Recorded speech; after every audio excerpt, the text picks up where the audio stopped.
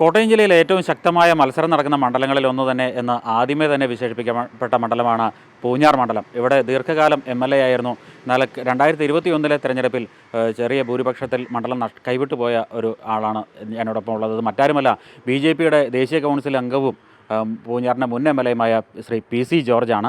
ഇത്തവണ അദ്ദേഹം ശക്തമായ ഒരു പോരാട്ടത്തിന് കളം ഇവിടെ ഒരുക്കിയിരിക്കുകയാണ്. ഇത്തവണ പൂഞ്ഞാറിലെ ഒരു പോരാട്ടം എങ്ങനെ കാണുന്നു? ഇപ്പോൾ നിലവിലെ MLA വലിയ മത്സരമൊന്നുമില്ലെന്ന് ഈസിയായിട്ട് ജയിക്കാൻ പോവുക. കാരണം എന്താ വെച്ചാൽ കഴിഞ്ഞ ഇലക്ഷൻ്റെ സമയത്ത് പാവപ്പെട്ട ഏറ്റവും ഞാനുമായിട്ട് ബന്ധപ്പെടുന്ന മുസ്ലിം സമുദായത്തിനിടെ കള്ളപ്രചരണം നടത്തി. ഞാൻ മുസ്ലിം വിരുദ്ധനാണെന്നും മുസ്ലിം ചീത്ത വിളിച്ചെന്നും, അത് തന്നെയല്ല ഞാൻ എൻ്റെ വഴി തടഞ്ഞ 4 വരുന്നിട്ട് വോട്ട് വേണ്ടാന്ന് പറഞ്ഞു. ആ വോട്ട് വേണ്ടാന്ന് പറഞ്ഞാൽ മുസ്ലിമിൻ്റെ വോട്ട് വേണ്ടെന്ന് പറഞ്ഞപ്പോൾ ഞാൻ അതായി പ്രചരണം. ഞാനിതൊന്നും എന്നെ അറിയുന്ന ആളുകളാണ് പേട്ടയിലുള്ളതുകൊണ്ട് കുഴപ്പമാകില്ലെന്ന് വിചാരിച്ചായിരുന്നു. പക്ഷേ 27,000 വോട്ടാണ് മറിച്ചത്. അതല്ല, ഇവിടെ ഒരു പ്രമുഖ അതിൻ്റെ ഒരു കക്ഷി അതിനകത്ത് 3 കോടി രൂപ മുടക്കിയാണ് നമ്മളെ ചെയ്തതെന്ന് ഞാൻ പിന്നെ ഇലക്ഷൻ കഴിഞ്ഞതൊക്കെ അറിയും. നേരത്തെ അറിഞ്ഞാൽ ഈ കുഴപ്പമുണ്ടാകില്ല. ഇത്തവണ അത് മാറ്റം വന്നു. ഈരാറ്റുപേട്ടയിലുള്ള മുസ്ലിം സഹോദരങ്ങൾ ഏറ്റവും ആത്മാർത്ഥമായി ഇപ്പോൾ എന്നെ സഹായിച്ചുകൊണ്ടിരിക്കുകയാണ്. എല്ലാവരും എന്നെ ബന്ധപ്പെടുന്നുണ്ട്. പിന്നെ ഇവിടെ വിജയം ഒരു പ്രശ്നമല്ലെന്ന്, ഒരു 20,000 മുകളിലോട്ടൊരു ഭൂരിപക്ഷത്തിൽ നമുക്ക് ജയിക്കാൻ പറ്റും, ഒരു സംശയം വേണ്ട, ധൈര്യമായിട്ടിരുന്നു. ഈ കഴിഞ്ഞ 5 വർഷത്തിനിടയ്ക്ക് കുറേ കേസുകളും വിഷയങ്ങളും ഒക്കെ ഉണ്ടായി. ഇപ്പോൾ അതിൻ്റെയൊക്കെ ഒരു നിലവിലെ ഒരു അവസ്ഥയൊക്കെ എന്താണ്? അതെല്ലാം അവരെ ബോധ്യപ്പെടുത്താൻ. ആരുടെ കേസ്? എൻ്റെ കേസ്. എനിക്കായിട്ടൊരു കേസും ഉണ്ടായില്ല. മുസ്ലിം ഞാനായിട്ടൊരു കേസും ഉണ്ടായിട്ടില്ല. അങ്ങനെ വർഗീയമായ കേസും ഉണ്ടായിട്ടില്ല. പിന്നെ പിണറായി വിജയൻ പ്രഖ്യാപിച്ച് നടപ്പാക്കിയ കുറേ കേസുണ്ട്. അത് 10-17 ഉണ്ട്. അതെല്ലാം ഞാൻ നേരിടും. രാഷ്ട്രീയ പ്രേരിത കേസുകളാണ്. ഈ കഴിഞ്ഞ കാലങ്ങളിൽ ചില പ്രസ്താവനകളൊക്കെ വിവാദമായതിനെ തുടർന്ന് ചില കേസുകളൊക്കെ വന്നിരുന്നു. അപ്പോൾ അന്ന് കോടതി സമാനമായ പ്രസ്താവനകളൊന്നും നടത്തരുതെന്നൊക്കെ ചില ഉപാധികളൊക്കെ മുന്നോട്ട് വയ്ക്കുകയൊക്കെ ചെയ്തിരുന്നു. പിന്നീട് എപ്പോഴേലും അത്തരം കാര്യങ്ങൾ വേണ്ടിയിരുന്നില്ല എന്ന ഒരു തോന്നൽ വല്ലതും എപ്പോഴേലും ഉണ്ടായിട്ടില്ല. സത്യം പറയുക. അതിന് കാരണം ഞാൻ പറഞ്ഞതെല്ലാം ശരിയാണ്. ജുഡീഷ്യൽ മൈൻഡോട് നോക്കുമ്പോൾ തെറ്റായിരിക്കാം, പക്ഷേ ഞാൻ പറഞ്ഞത് സത്യമാണ്. മനസ്സിലായില്ലേ? ആ സത്യം നിലനിൽക്കും. ഇപ്പോൾ തെരഞ്ഞെടുപ്പ് സമയമായിട്ടില്ല, ഞാൻ ഇപ്പോൾ ഉദാഹരണം പറഞ്ഞതിന് ഈ തെരഞ്ഞെടുപ്പ് സമയത്ത് ഉദാഹരണം പറഞ്ഞത് ശരിയല്ലല്ലോ, അതാണ് പറയുന്നില്ല. തീർച്ചയായും. ഇപ്പോൾ ഈ ഇത്തവണ പൂഞ്ഞാറിൽ എന്തൊക്കെ വിഷയങ്ങളായിരിക്കും ചർച്ച ചെയ്യപ്പെടുക? കാരണം വികസനം, ആളുകൾ നോക്കുന്ന വികസനമുണ്ട്, പൊതുവിലുള്ള രാഷ്ട്രീയമുണ്ട്, സംസ്ഥാനത രാഷ്ട്രീയമുണ്ട്, ദേശീയ രാഷ്ട്രീയമുണ്ട്. ഇതൊക്കെ ഒരുപക്ഷെ നിയമസഭാ തെരഞ്ഞെടുപ്പിൽ ചർച്ച ചെയ്യപ്പെടുന്നതാണ്. പൂഞ്ഞാറിൽ ഇത്തവണ എന്തൊക്കെ വിഷയങ്ങളായിരിക്കും ചർച്ച ചെയ്യപ്പെടുക? പൂഞ്ഞാറിൽ ചർച്ച ചെയ്യേണ്ട ഈ പറഞ്ഞ കാര്യങ്ങൾ തന്നെയാണ്. കാരണം ഈ നാടിന് ഞാൻ മത്സരിക്കാൻ തീരുമാനിച്ചു. എനിക്ക് മത്സരിക്കാൻ പ്ലാൻ ഇല്ലായിരുന്നു. പാർട്ടിയിലെ സമ്മർദ്ദം കൊണ്ട് നിന്നതാണ്. ഞാൻ ഇപ്പം മത്സരിക്കാൻ രംഗത്ത് വരാൻ തന്നെ കാരണം പൂഞ്ഞാറിൻ്റെ ആത്മാഭിമാനം നിലനിർത്താനും വീണ്ടെടുക്കാനും വേണ്ടിയാണ്. എത്രയോ നിലയിൽ അംഗീകാരമുണ്ടായിരുന്നൊരു പൂഞ്ഞാറാണ്. അതിപ്പോൾ പൂഞ്ഞാറിന് കേൾക്കാനില്ലെന്നായി 5 കൊല്ലം കൊണ്ട്. നാടിൽ വികസനപ്രവർത്തനമൊന്നും നടക്കുന്നില്ല. ഈ 3 മാസമായിട്ട് ഇപ്പം എല്ലായിടത്തും 5 കോടി 10 കോടി 10 ലക്ഷം ഇട്ടെന്ന് പറഞ്ഞ് ഇങ്ങനെ പത്രത്തിൽ കാണാം. ഒന്നും കാണുന്നില്ല. ഇനി ഇട്ടെന്ന് പറഞ്ഞാൽ ശരിയല്ലല്ലോ. ഇട്ടെന്നിരിക്കട്ടെ. ഇപ്പോൾ എവിടെ നേടുന്നേ? 7 ലക്ഷം കോടി രൂപ കടമുള്ള ഇടതുപക്ഷ ഗവൺമെൻറ് എവിടെ നിന്ന് ഈ കോടികൾ തരുന്നത്?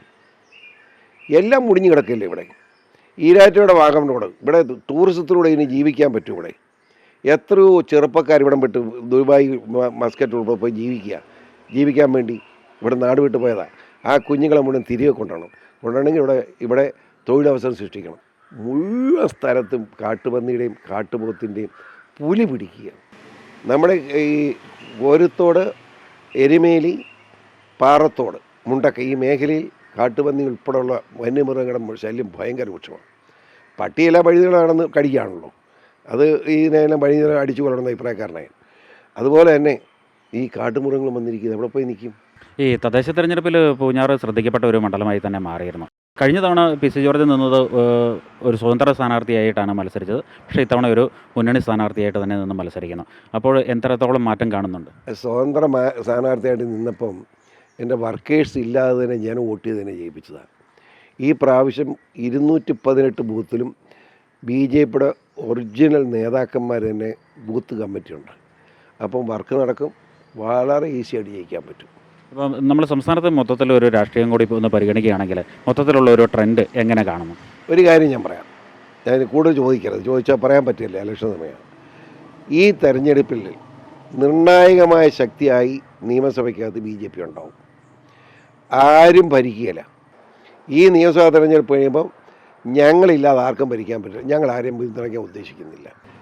ആർക്കും പിന്തുണയില്ലാതെ വരുമ്പോൾ കേരളത്തിൽ ആദ്യമായി LDF UDF ഒന്നിച്ച് ഭരിക്കുന്നത് കാണാൻ കഴിയും.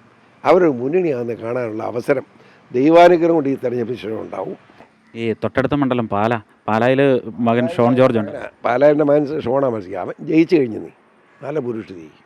കഴിഞ്ഞ തെരഞ്ഞെടുപ്പിൽ കാപ്പന് നമ്മൾ മൗനമായി പിന്തുണ കൊടുത്തു.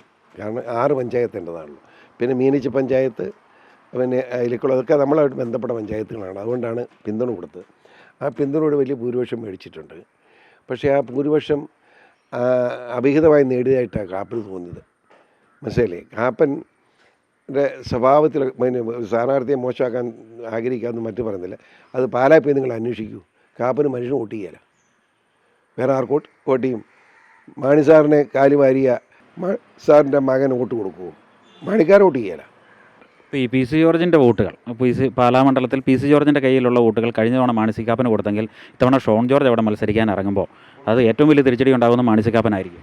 മാണി സി കാപ്പനും പോവും, ജോസ് കെ മാണിയും പോവും, രണ്ടും പോവും. അവിടെ ഷോണിൻ്റെ വിജയം അനായാസം ഉണ്ടാവും, ഒരു സംശയം വേണ്ട. ജനം പിന്തുണയ്ക്കും. തീർച്ചയായും. അപ്പോൾ പൂഞ്ഞാറിൽ ഒരു 20,000-ൽ പരം വോട്ടുകളുടെ ഒരു വിജയമാണ് ഇത്തവണ BJP സ്ഥാനാർത്ഥിയും BJPയുടെ ദേശീയ കൗൺസിൽ അംഗവുമായ ശ്രീ PC ജോർജ് അവകാശപ്പെടുന്നത്. അതാണ് അദ്ദേഹം മുന്നോട്ട് വയ്ക്കുന്ന കണക്കുകളും. അതേപോലെ തന്നെ തൊട്ടടുത്ത മണ്ഡലത്തിൽ മകൻ ഷോൺ ജോർജും 20,000-ൽ പരം വോട്ടുകളുടെ ഭൂരിപക്ഷത്തിൽ വിജയിച്ചു വരുമെന്ന ആത്മവിശ്വാസം തന്നെയാണ് പ്രകടിപ്പിച്ചിട്ടുള്ളത്. ക്യാമറമാൻ ജിത്തു കൃഷ്ണനൊപ്പം പ്രശാന്ത് ജോസഫ്, അമൃത ന്യൂസ്.